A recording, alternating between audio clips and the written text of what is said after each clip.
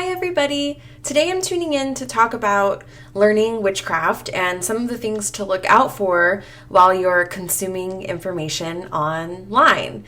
A lot of the ways that I learn, I'm very studious. I'm a Virgo. I like to take notes. I watch a lot of videos. I like to compile a lot of resources. And one of the ways that I learn is also by teaching and digesting information and bouncing ideas off of people in conversation, as well as contemplation, which I think is a huge part of learning witchcraft or anything.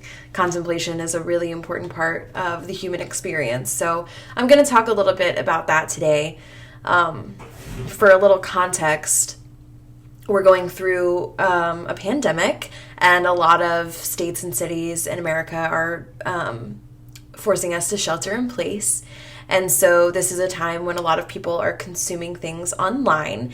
And traditionally, witchcraft and magic and religions and disciplines have been taught in person and, across the kitchen table.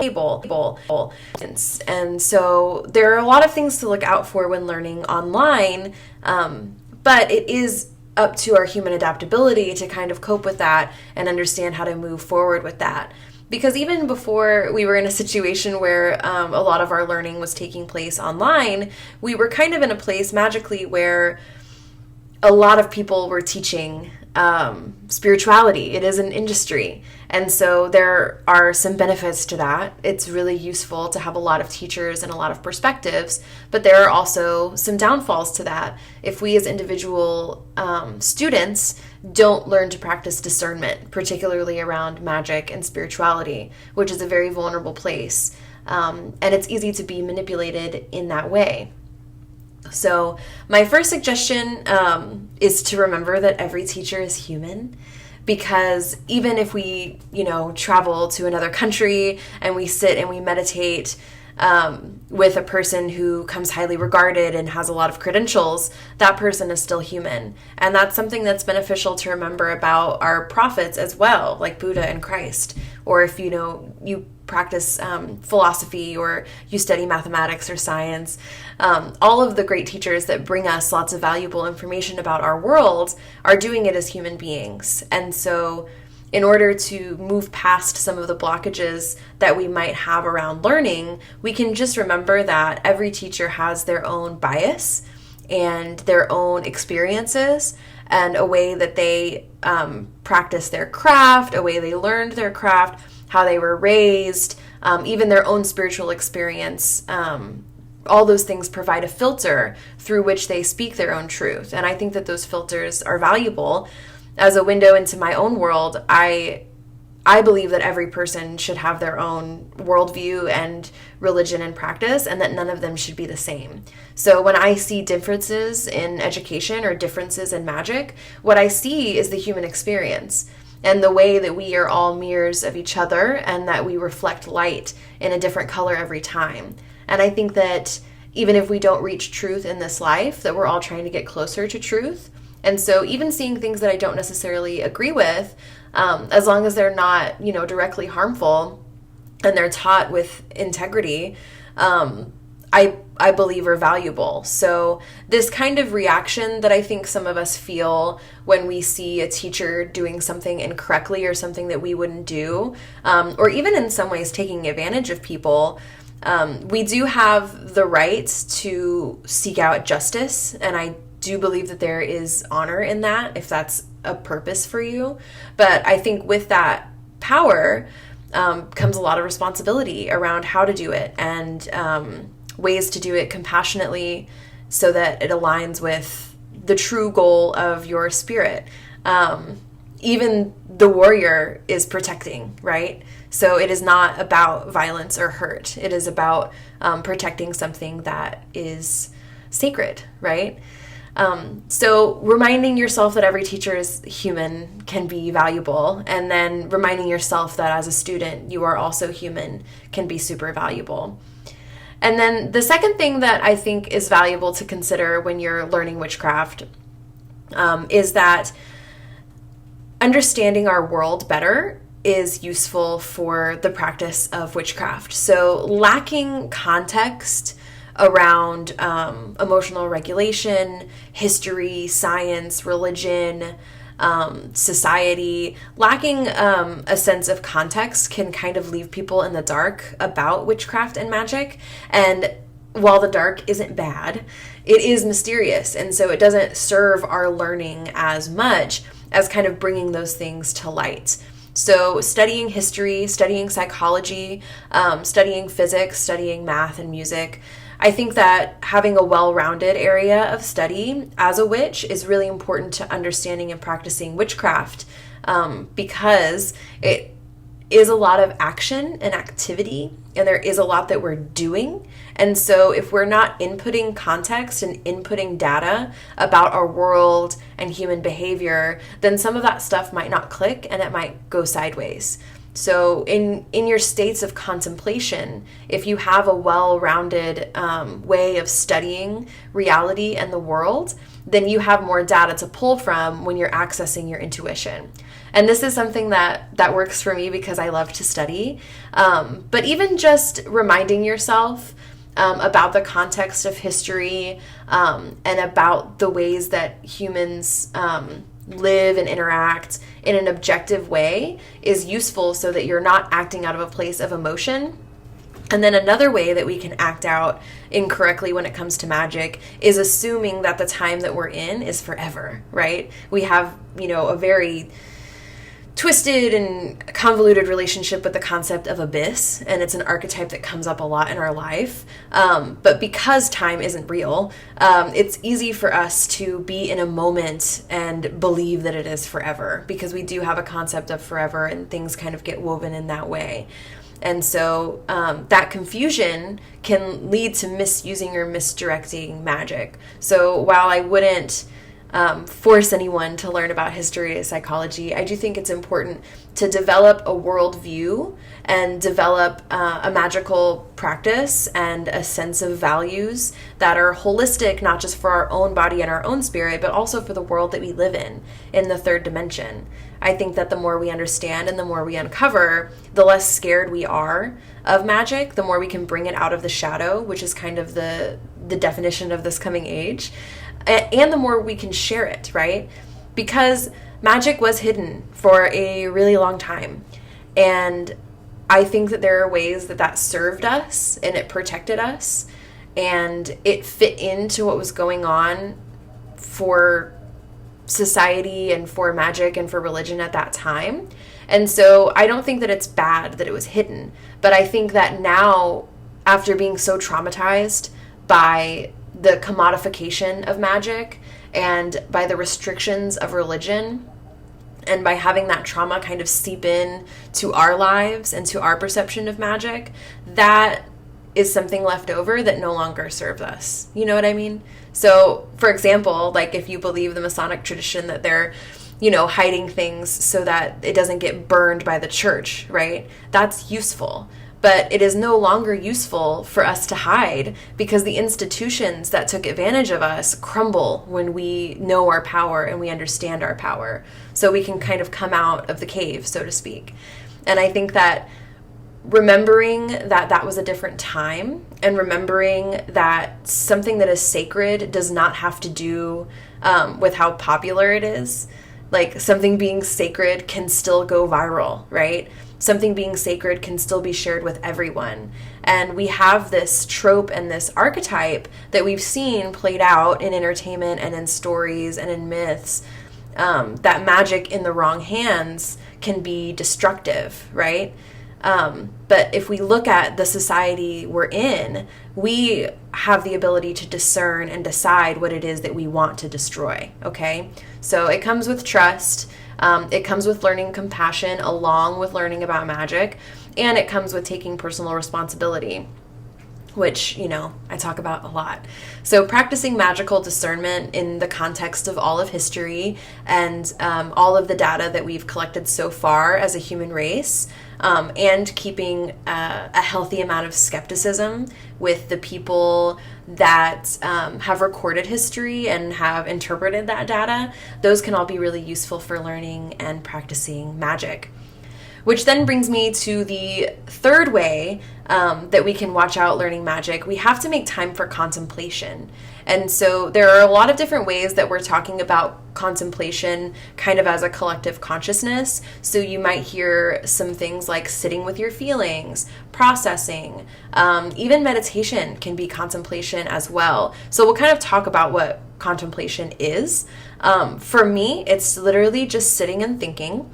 And it differs from meditation in that I personally don't put as much effort into focusing on my breath or trying to find a physical rhythm, or I don't put a lot of pressure on myself to be like present in the moment in the same way that I would be when I'm meditating, because during contemplation, what I'm doing is just trying to reach greater understanding. And so this is kind of like an intellectual meditation to be kind of chewing on a concept in your mind and zoom out to the way that it affects everyone, and then zoom in to the way that it affects you. And you can sit and contemplate in this way for hours if you get addicted and use it to procrastinate. Or you can just set aside time each day to contemplate. And then normally I'll probably sit for 15 or 20 minutes of contemplation, and then I'll move on to journaling about some of the realizations that I came to during that time. So that is how I contemplate. And I think that there's a lot of good information about contemplation, specifically when we talk about things like mystery schools or learning disciplines. Things like mysticism were taught this way in the past. So those are some key words that you can probably look for tips on contemplating. And for some people, it really doesn't come supernaturally. I like to sometimes do a puzzle, do something like drawing or painting to keep my mind or to keep my body occupied while my mind gets to mess around and chew on concepts, having conversations with your inner dialogue. And meditation is an excellent practice that definitely flows into contemplation, because if you're able to practice meditation and kind of tune out and become present in the moment, then you'll start to understand what thoughts are yours, what thoughts you're defining as divine, and really be able to listen to the conversations that are going on inside of you, and then use those conversations to inform your experience. And then once they inform your experience, they can inform your magic and your witchcraft. So contemplation is a huge part of witchcraft, and it brings context, clarity. It calms you down. In my experience, it calms me down. And so even if you don't decide to pursue witchcraft in the same way, contemplation and sitting is super useful. So I recommend everybody do it. I mean, I know it sounds dumb, just be like, oh yeah, try thinking. But really, we don't have a lot of opportunities or value around thinking and just sitting and doing nothing in our culture, which, you know, we could talk later about whether or not that's on purpose or not, but it definitely doesn't serve us. It doesn't serve us to be busy all the time, and it doesn't serve us to constantly have a phone in our hand and distract from the things that are going on in our head. I think it's useful and divine and magical to sit and think and have conversations with yourself and have a greater understanding of what your brain is capable of, because your mind is capable of a lot. And I think that you'll find that if you practice contemplation. And I also want to remind you that it is your responsibility to protect yourself. And so when we talk about, you know, teachers and gurus and leaders, especially in the context of magic and spirituality, there are dangerous people. And it is your responsibility to practice discernment around information that you receive and who you receive it from. I mean, the first thing we mentioned is that all teachers are human. And that's true in a way. I mean, trees are teachers too. But when I talk about humans that are teaching witchcraft and teaching spirituality, even just teaching tarot or rune reading, they are projecting through this filter. And that is useful because we're all different, and it's good to learn that about ourselves. But then the place where it becomes dangerous is if we are addicted to abuse and manipulation in our life, and we happen across an abusive and manipulative teacher, how much of that we're willing to stand and how much of that we're willing to fall for has to do with how well we're taking care of ourselves emotionally. And the hardest part of emotional education and emotional intelligence and emotional regulation is the fact that we do have to admit that a lot of that is our fault.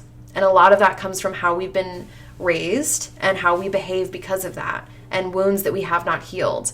And I won't go so far as to say that like the law of attraction attracts bad things in our life, but psychologically we know that our patterns influence our behavior. So if we haven't healed the masculine and the feminine, if we haven't healed the mother, the father, if we haven't healed early childhood birth trauma, stuff like that, then when we fall into a situation where we are with a toxic teacher or leader, which is bound to happen because of how attracted leaders and narcissists are to this kind of work, then we can accidentally go down the wrong path. And there's nothing wrong with going down a path that doesn't serve us, because even if it doesn't serve us, it teaches us, and there's always a way to come back from that, forgive ourselves, come to a greater understanding of why we're attracted to that kind of person. So there is value in that. There's definitely not shame in it, because it is so common. But what I will offer is that your discernment and your level of responsibility in the learning of magic is 100% up to you. And consuming information online is kind of dangerous. And so that kind of instinctive feeling that some of us get, that like, oh, everybody is a witch now, and all this information online can be convoluted and wrong, and that's true. And so it's up to us to learn. And then if you do have the ability and the compassion to also teach and help people find resources that are more carefully put together, or provide resources that are carefully put together. I think warnings and prophecies are important, but I don't think shaming people that are interested in witchcraft is important. And one of the things that we do when we come into contact with a teacher or a leader, if we have some unhealed stuff or we haven't really done any shadow work yet, is that we project our frozen needs onto that character. And that can be an Instagram account that you follow. That can be a mentor that you have in your life. It could be someone that you watch on YouTube. It could be any number of people. And if they're not behaving in the way that we think that they should, then we take it upon ourselves to cast judgment. We sometimes project shame. You should be ashamed of yourself, stuff like that. And that's an emotional reaction. So some places that you can kind of examine where the hurt might be, if you have frozen needs from parents or guardians, ways that you wish adults had shown up in your life that they didn't, might have some correlation. Or it could be your commitment to justice. And so if that is how you feel, then it's up to you to kind of practice and self-regulate and understand how you put your sense of justice into the world. Because justice is a powerful magic. And I think that socially, our desire for justice right now is pretty healthy. But it's up to us to make sure that we are enforcing justice, particularly with magic, in a healthy way, so that we don't create more hurt and that we don't put more negativity into the mix, because whatever energy we put out, we get back to us. So the hatred is not useful. All of us are mirrors. And so if you flash a flashlight into a hall of mirrors and the flashlight is full of all this gross trauma that you have going on, and full of all your projections about what a teacher should be, and full of all of your confusion and anything that you have that you would like to blame on a teacher or leader, you can heal and work on and just live out more easily for yourself, and reduce the friction within yourself. So those are some of my suggestions for learning witchcraft. I think that as someone that likes to teach the concepts of witchcraft more so than the actual practice of it, that it really does mean a lot to me that practitioners and students and teachers are taking personal responsibility for their healing and for their work. And I think that it's important for each individual person to have their own worldview and their own sense of balance in this world, what they want to contribute, the legacy that they want to leave, their goals. I think having these things fleshed out for ourselves can help remove some of the confusion. And we're in a time where the energy is right for removing confusion. And so I hope that you're enjoying learning about witchcraft and magic. And I hope that this helped you learn how to practice discernment in a way that you might not have had to before. And I hope that it contributes to your practice positively. All right. I'm sending lots of love.